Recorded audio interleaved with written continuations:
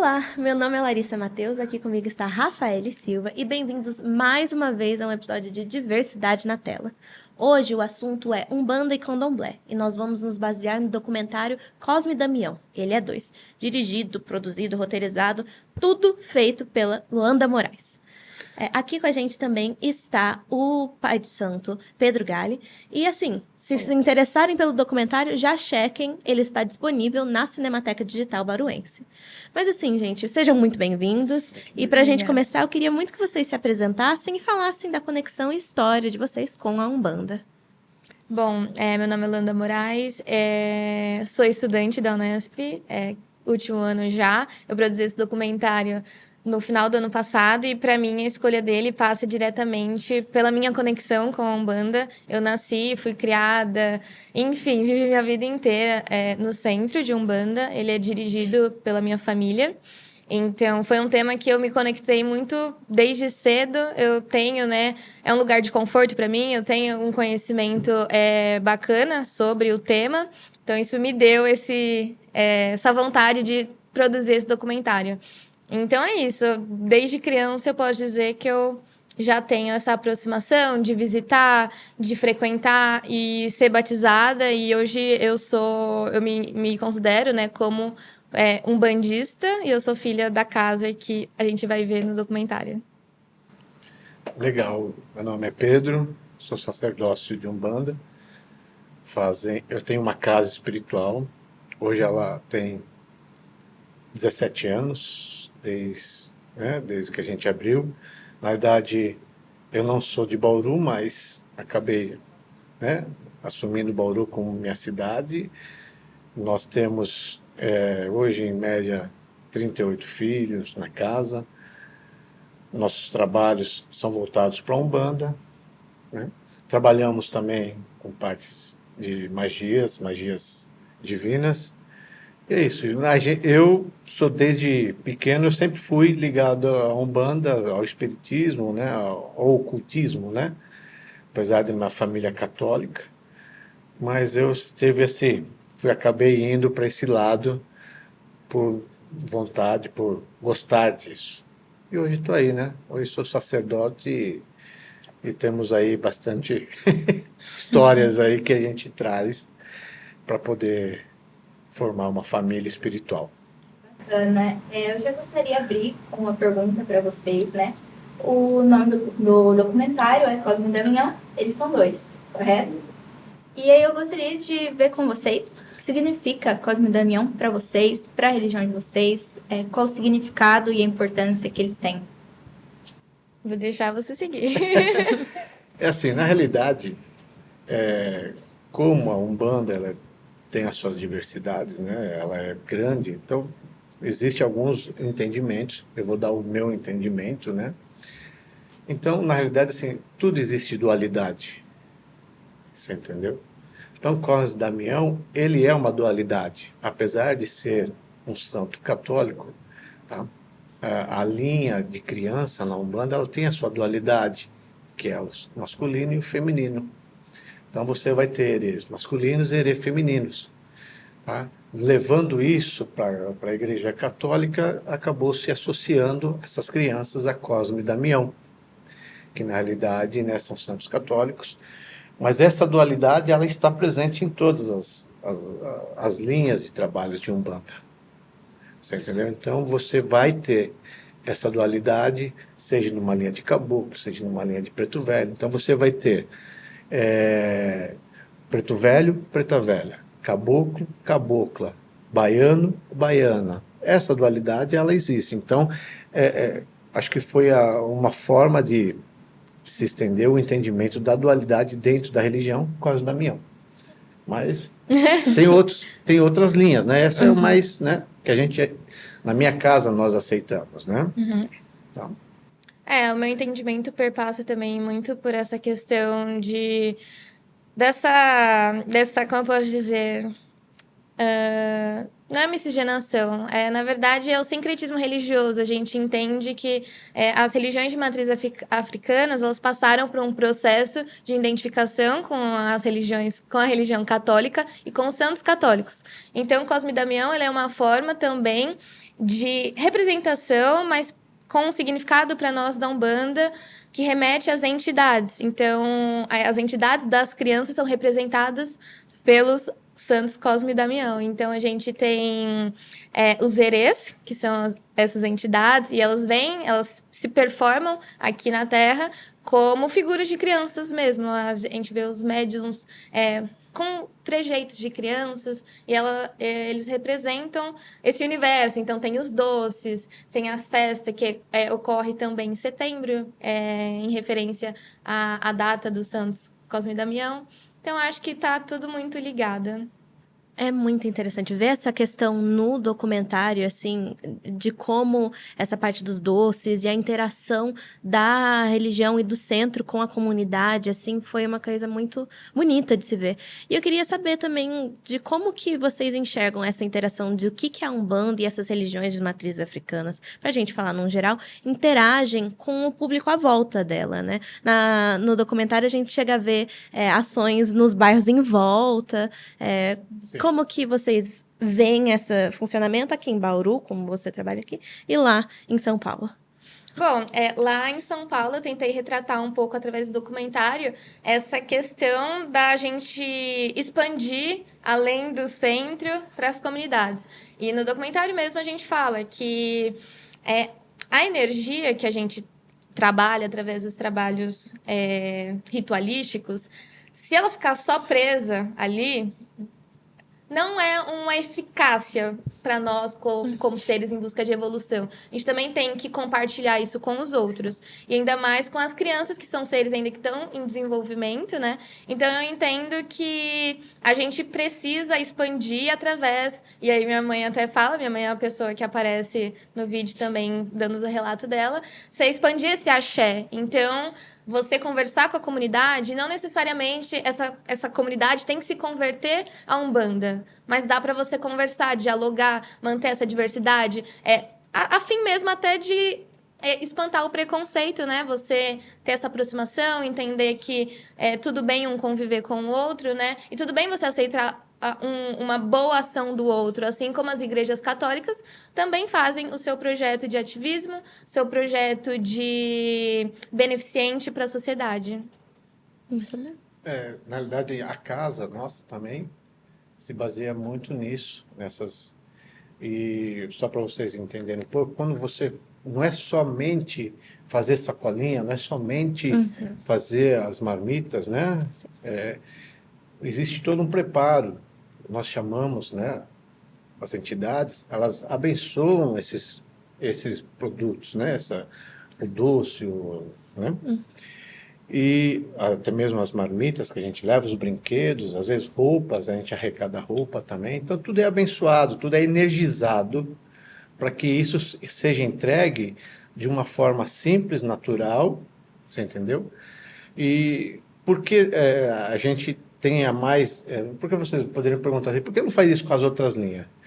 Porque a criança é a pureza, é a essência, né? O infante é o início de tudo. Então, você tem que levar isso para as crianças, né? Tem muita criança que entra na fila, às vezes, para comer 2 vezes. Você entendeu?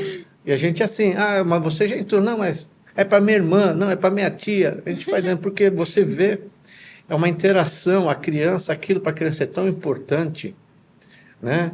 Às vezes parece um negócio, os caras estão fazendo isso aí para aparecer. Não é, isso é importante para a criança. A função é a criança. Você entendeu? É uma criança que às vezes sofre tanto, uma criança que tem uma vida, né? Que às vezes os pais nem estão ali, estão trabalhando o dia inteiro. Aí você leva um brinquedo, que é um brinquedo às vezes, sabe? Uma geleca, uma molinha. Eles ficam tão eufóricos com isso. Isso resgata também, né? O infante deles, né? Aquela parte infantil. Eu acho que desconecta um pouco daquela realidade deles, você entendeu? E traz eles. E essa energia é passada para eles. Quer queira, quer não, é uma energia que vai entrar no lar deles. Você entendeu? É uma energia, uma bênção que vai entrar no lar deles. É diferente, né? Porque a Umbanda e o Candomblé, eles são magísticos. Então, trabalha com energias. Então, essa energia é um modo de levar essa energia para casa através das crianças e trazer um pouquinho mais de alegria para eles. É isso aí. Eu queria fazer uma pergunta mais voltada à Luanda. No seu documentário você faz esse recorte, né? Mostra bastante a parte da caridade, do Cosme e Damião, né? Voltado às crianças. E como que surgiu essa ideia de você produzir esse documentário voltado a esse recorte da religião? Na verdade, o documentário foi um trabalho proposto para a matéria de jornalismo aqui do curso da Unesp, e que a gente tinha que fazer um documentário, mas um documentário também que conversasse com a sociedade em si. Então, obviamente, nesse primeiro processo a gente passa com várias ideias na cabeça, mas foi o que eu falei no começo, né, do nosso encontro aqui. É um lugar para mim de muito conforto. Então, como é a minha primeira experiência, por mais que outras ideias tenham passado pela minha cabeça, foi um lugar que ali eu sei que eu me sentiria acolhida, saberia buscar um recorte que não fosse tão arriscado assim. Então, a princípio, minha ideia foi pelo conforto, mas eu ia fazer sobre o meu centro. Só que casou também com a época, que é a época de São Cosme e Damião, e a gente sempre faz as festas, e como já passamos o tempo da pandemia, então entrega de doces e tudo mais, e a minha mãe, ela gerencia, né, esse centro, esse projeto, então, basicamente, minha família está envolvida em todas as etapas, e eu acho que é interessante a gente ver também como funcionam os bastidores, porque no projeto eu busquei mostrar também a parte que os filhos se reúnem para montar sacolinhas, mas antes de montar sacolinhas, tem a parte de você angariar fundos, que é parte de doações. Então, tem toda uma mobilização coletiva até chegar, de fato, em você entregar as sacolinhas. Então, acho que foi basicamente isso. E é justamente, você vê o bastidor, traz um pouco de conexão para, às vezes, quem fica muito retirado, né? Sim. Quem não vê essa realidade com frequência. Eu queria voltar um pouquinho atrás para uma coisa um pouco mais básica. O nome desse episódio é sobre Umbanda e Candomblé. E, assim, essas religiões são sempre atreladas. Assim, quando falam de religiões de matriz africana, é sempre Umbanda e Candomblé. Mas eu queria que vocês pudessem explicar, para quem não sabe, quais as diferenças de Umbanda e Candomblé. Porque elas são, sim, diferentes, né? São bastante diferentes. Na realidade, eu comecei como kardecista, depois acabei indo para Umbanda, mas passei por alguns terreiros de candomblé, né? Então a gente tem um pouquinho de conhecimento, não é todo o conhecimento. Mas o candomblé, ele tem a sua essência, né? Os orixás e os seres naturais, os elementares, né? Que são os seres que nem Exu, crianças, né? Na realidade, o candomblé, ele não entende espíritos de caboclos, de preto velhos. Para eles são espíritos que passaram pela terra, então eles não têm essa ligação com a religião do candomblé. Tanto que o candomblé, quando ele recebe um ser natural, Exu, ou então uma criança, inclusive as crianças vêm com nomes diferentes, não vêm com nomes, né? Vem Estrelinha, vem... são nomes mais ligados aos orixás, né? E na Umbanda, não. A Umbanda, ela trabalha com os orixás, mas também trabalha... A base da Umbanda é praticamente candomblé, espiritismo, indígena e católica.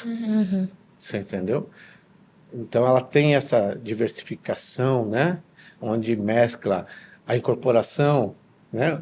O espiritismo, os orixás do candomblé, né? As origens indígenas com a terra, com a natureza, e a Igreja Católica que entra com o sincretismo, né? Alguns cultos, né? de sincretismo que da Umbanda antiga, né? Mas a Umbanda mudou bastante. Então, assim, no meu ver, no meu entender, seria isso, né? O candomblé, ele está mais voltado tanto que no candomblé tem o jogo de búzios, que é um jogo que se liga a Ifá, né? Se liga muitas vezes quem responde a Exu, você entendeu? Na Umbanda, Hoje existe-se o jogo de búzio, mas a Umbanda antiga não existia isso, tá? No Candomblé, as pessoas incorporam somente os seus orixás individuais. Então, se você é filho de Ogum, você só vai incorporar Ogum sua vida inteira. E tem alguns, né, e tem alguns preceitos para você. Na Umbanda, um chefe de terreiro, se ele precisar incorporar uma Iemanjá, ele incorpora uma Iemanjá, mesmo sendo filho de Ogum. Você entendeu? Então, é essa a diferença. Na realidade, o entendimento é um pouco... No Candomblé, ele é mais bem rígido com relação à sua incorporação. Na Umbanda, você tem uma incorporação mais leve, mais sutil, você pode incorporar seus guias, né? E também o seu orixá de cabeça, ou talvez o seu orixá de juntó, que eles falam, você entendeu? Você tem essa maleabilidade que no Candomblé não tem. Com certeza. Eu concordo com tudo que você falou. E eu acho que principalmente essa questão do sincretismo. Ao meu ver, uma análise completamente minha, eu acho que o Candomblé ele busca uma reconexão maior com a África. Com a questão dos orixás, que são santos, né? São entidades africanas. Então, eles rejeitam bastante até essa questão do sincretismo. Então, você vai entrar numa casa de candomblé, dificilmente você vai ver santos católicos ali expostos no altar, por exemplo. O que na Umbanda já é comum. A gente tem um altar com santos católicos. Inclusive, até mostra um pouco no documentário, nosso altar, que tem a imagem de Jesus Cristo, tem a imagem também de caboclo, mas também tem a imagem de Iemanjá, enfim, é uma união. Eu acho que a Umbanda, ela trabalha mais com essa diversidade muito brasileira, igual ele falou, com os caboclos, que traz a questão indígena, ervas naturais e tudo mais. Sim, e esses reflexos, né, que a gente vê também na cultura brasileira.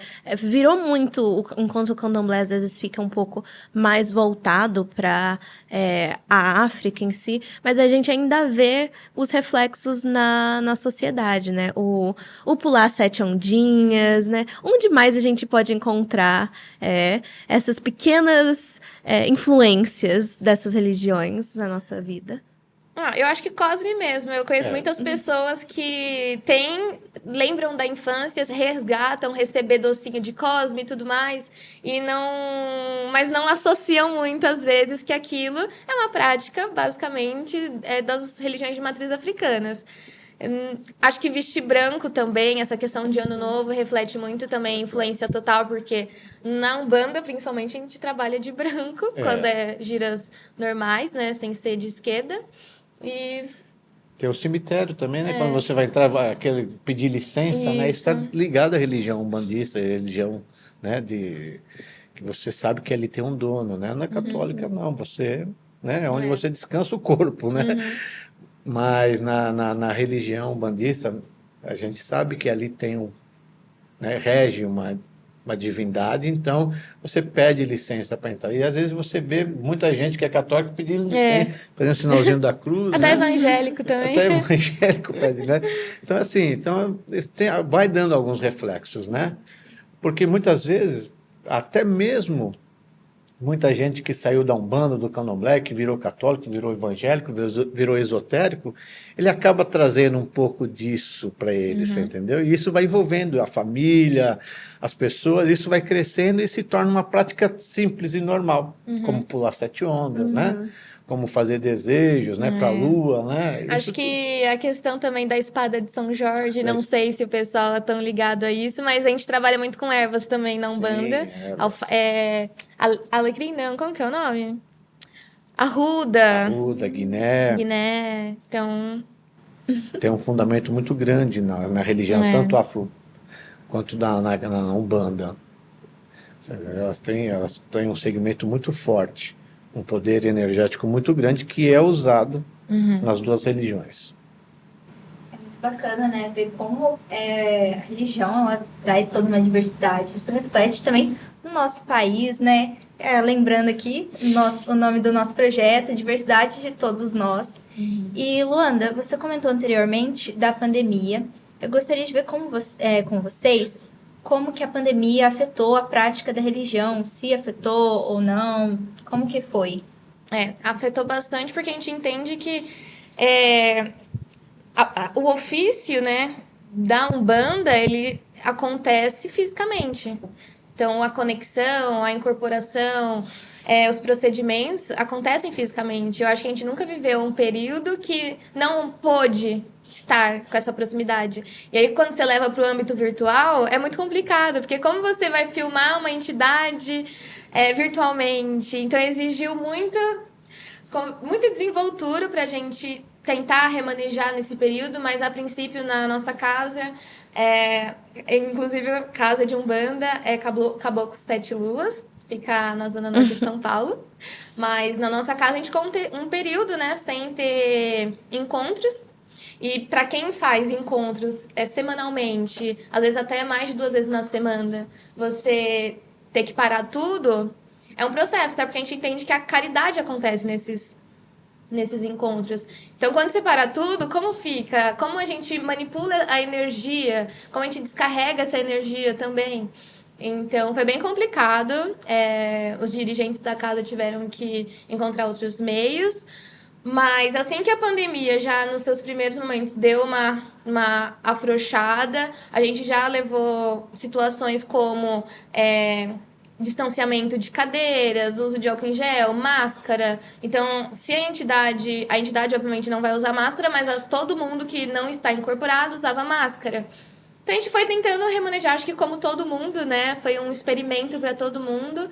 Mas, graças a Deus, a gente não teve nenhum problema, assim. A gente não teve nenhuma fatalidade também. E foi uma experiência difícil, eu diria. Foi complicado. Na primeira reunião que nós fizemos para discutir isso, a polícia já baixou lá. Já chamaram a polícia chegou, só que a gente estava todo procedimento de espaço, todo mundo com máscara, a polícia entrou, olhou, né? Aí eu expliquei para eles que nós estávamos fazendo reunião justamente para resolver tudo isso e não eram trabalhos, né, que estavam acontecendo.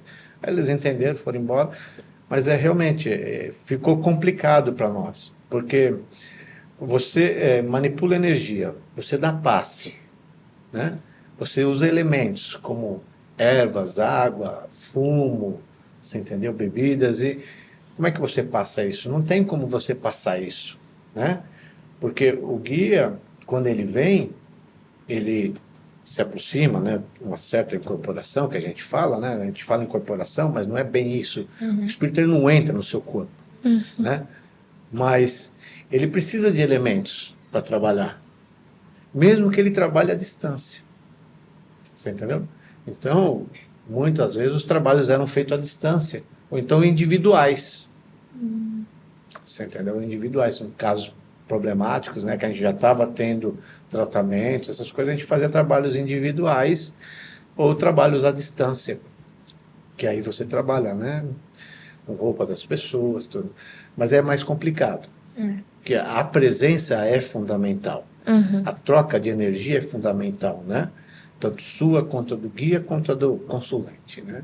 Então foi uma época difícil, ficamos alguns tempos fechados. Mas aí, graças a Deus, deu tudo certo.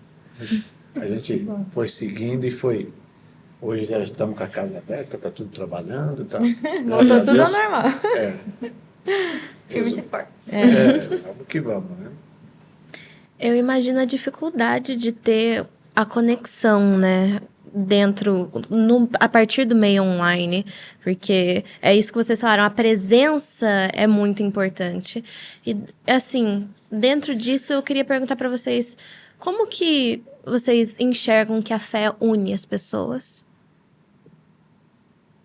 Olha, eu acho que a fé, ela mexe muito com crenças, com emoção, mas a gente tem um lema lá no centro que às vezes muitas pessoas vão pela dor, né? Então, eu acredito que como a gente tem, querendo ou não, uma religião que se sobressai sobre as outras, que aqui no país é a católica, então acaba que quando essas pessoas não conseguem encontrar um acalento para elas nesses lugares, elas vão partindo para outros lugares, nessa procura de um acalento, né?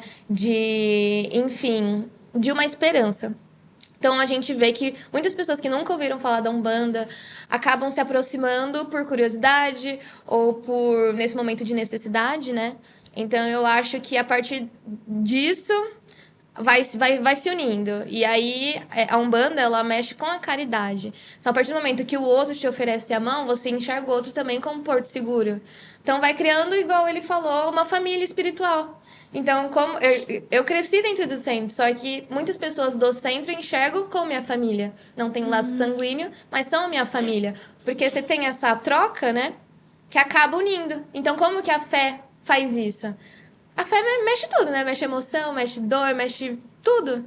Acho que é fundamental para o ser humano acreditar em algo. Mesmo que ele não acredite em Deus, em algo ele tem que acreditar para mover o dia, né? Como você acorda, o que você pensa, o que te leva para frente, né? Então, acho que é isso. A gente tem que entender que o ser humano, principalmente hoje, a gente vive uma época meio conturbada, né? E hoje o ser humano, nem fé, às vezes, nele mesmo ele tem.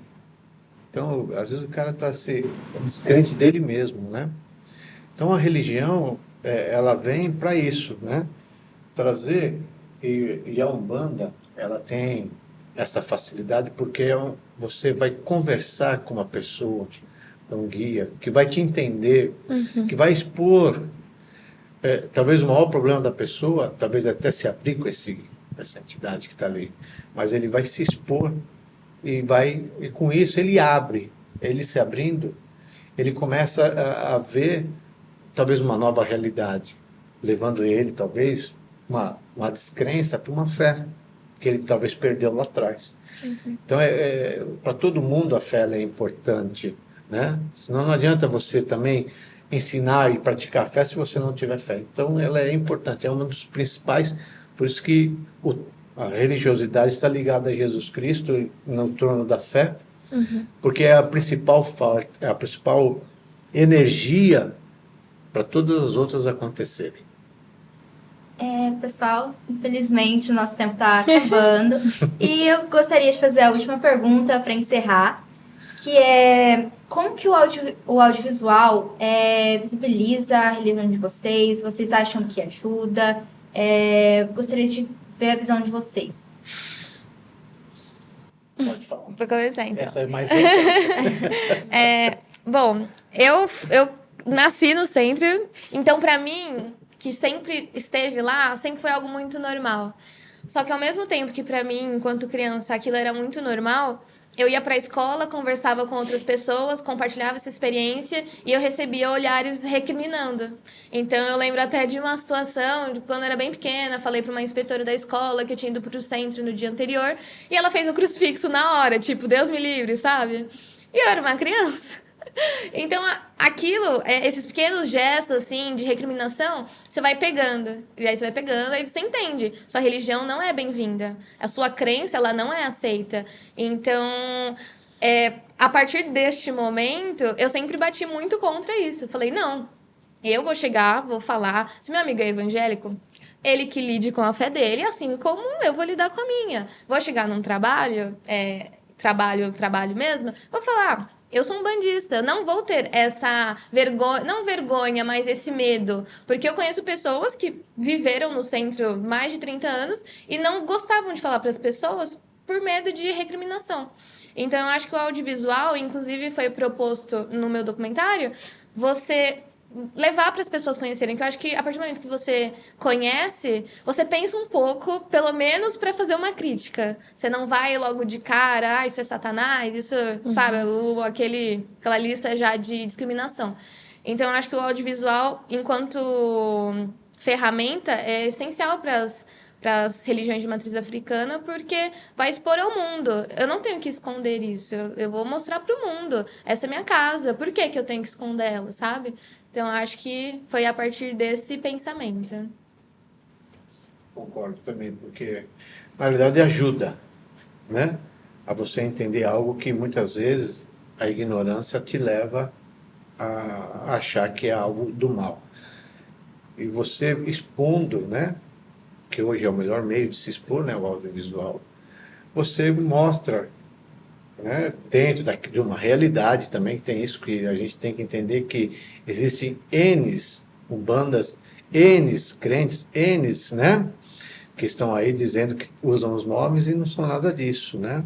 Então, quando a verdadeira Umbanda, o verdadeiro Candomblé, a verdadeira Igreja Católica se apresenta através desses caminhos, é bom porque ele é reconhecido, ele é visto que não tem bicho de sete cabeças, né? É algo natural, como qualquer outra religião que veio para evoluir e não para ficar criando problema, né? Ficar criando dogmas que, a minha não pode, a sua também não, você entendeu? É isso aí, é conhecer o que é natural, né? Assim como conhece qualquer outra religião.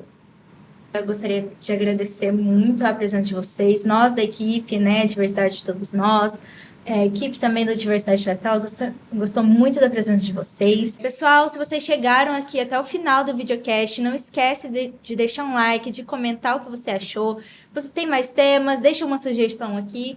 E não esqueçam de acessar a Cinemateca Digital Baruense, né, para ver o documentário da Luanda, como também ver outros filmes, documentários, muitas obras que tem lá, ok? E eu agradeço, né, por vocês terem assistido até aqui. Até a próxima. E tchau, tchau. Muito obrigada novamente. Pedro, Obrigada, Luana. pessoal. Tchau. Até a próxima. Até o próximo episódio.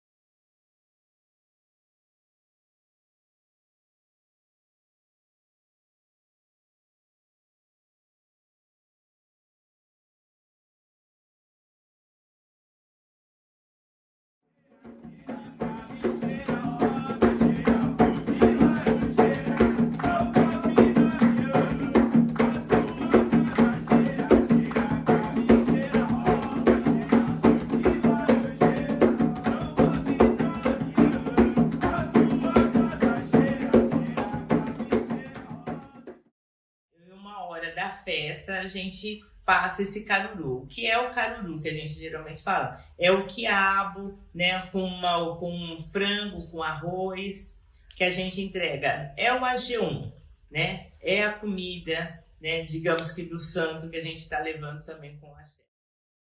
Ele falou assim, o outro, não, pega pra você comer, filho.